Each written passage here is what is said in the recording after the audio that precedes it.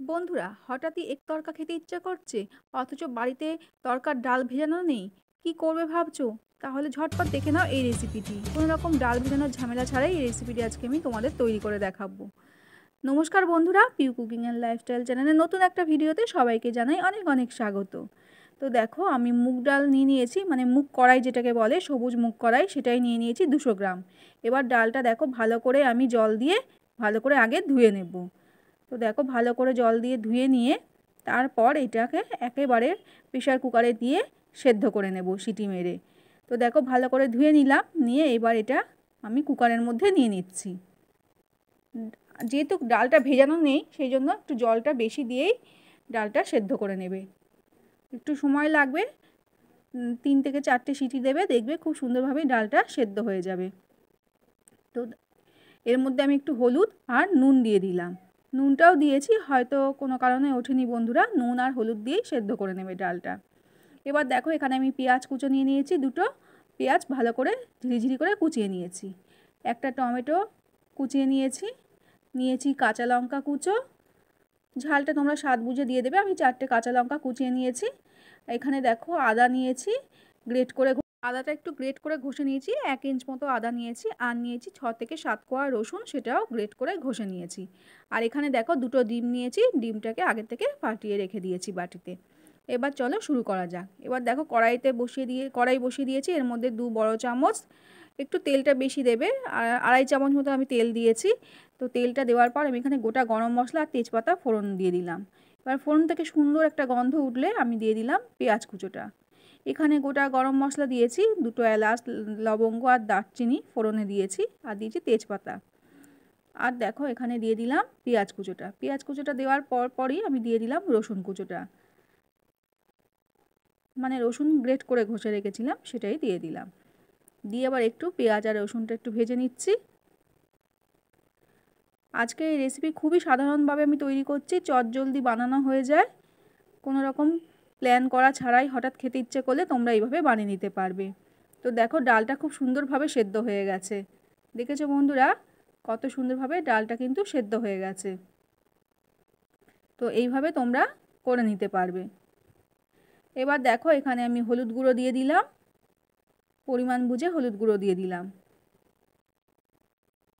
দিয়ে এবার ভালো করে একটু নাড়িয়ে নিচ্ছি। আজকের রেসিপি যদি তোমাদের ভালো লাগে বন্ধুরা, তাহলে অবশ্যই একটা লাইক করে দেখো, আর ভিডিও ভালো লাগলে সবার সাথে শেয়ার করে দিও। আর চ্যানেলে যদি নতুন বন্ধু এসে থাকো তাহলে অবশ্যই সাবস্ক্রাইব করতে ভুলো না, আর অবশ্যই একটা লাইক করে দিও। আর দেখো এখানে আমি দিয়ে দিলাম আদা বাটাটা, যে আদা বাটাটা রেখেছিলাম, মানে আদা গ্রেট করে রেখেছিলাম, সেই আদা গ্রেট করাটা দিয়ে দিলাম। আর তার সাথে দিয়ে দিলাম কাঁচা লঙ্কা কুচোনো কাঁচা লঙ্কাটা দিয়ে দিলাম। এবার দিলাম দেখো 1 চামচ ধনে গুঁড়ো। তো ভালো করে ধনে গুঁড়োটা দিয়ে এবার একটু ভালো করে নাড়িয়ে নিচ্ছি। আর দেখো এখানে দিয়ে দিলাম আমি লঙ্কার গুঁড়ো, 1 চামচ লঙ্কার গুঁড়ো দিয়ে দিলাম। আর তারপর দিয়ে দিলাম টমেটো, যে টমেটোটা কুচো করে রেখেছিলাম সেই টমেটোটা দিয়ে দিলাম। এবার ভালো করে মশলাটা একটু কষিয়ে নিচ্ছি।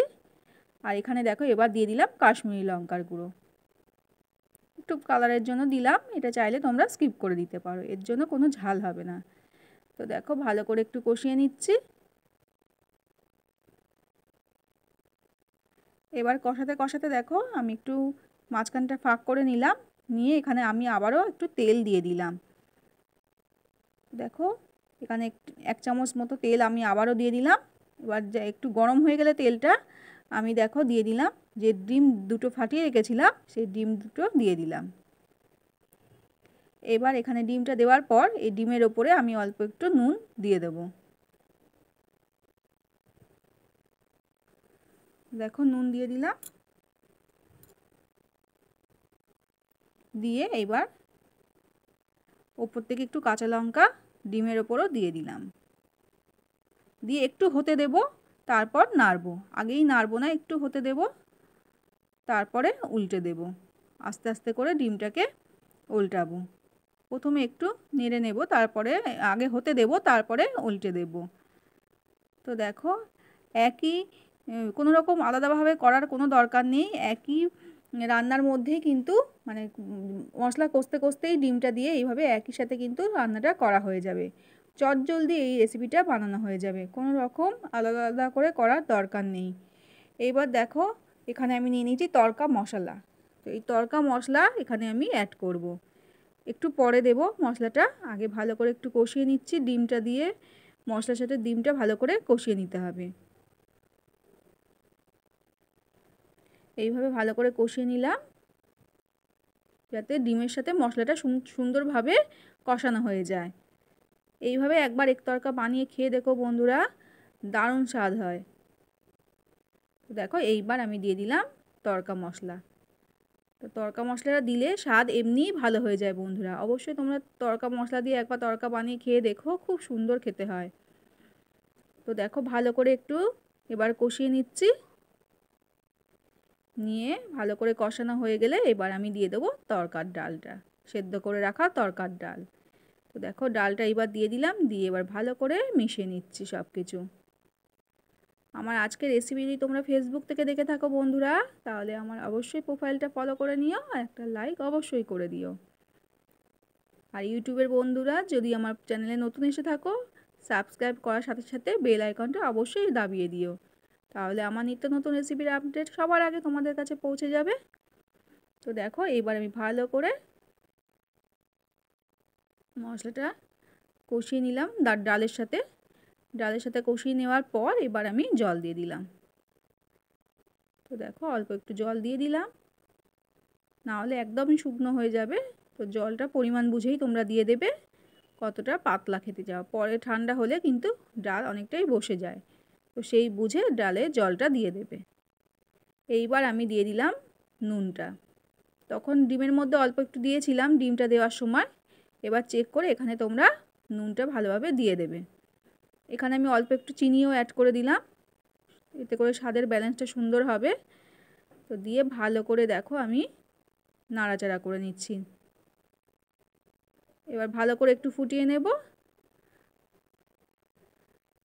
তো দেখো ভালো করে ফুটে গেছে। এবার লাস্টে আমি এখানে ধনেপাতা কুচি ছড়িয়ে দেব, তাহলেই একদম রেডি হয়ে যাবে এগ তড়কা। এই তড়কাটা গরম গরম রুটির সাথে সার্ভ করবে, দারুণ খেতে লাগে। আর রুমালি রুটি হলে তো আর কোনো কথাই হবে না। দেখো আমি উপর থেকে ধনেপাতা কুচি দিয়ে দিলাম।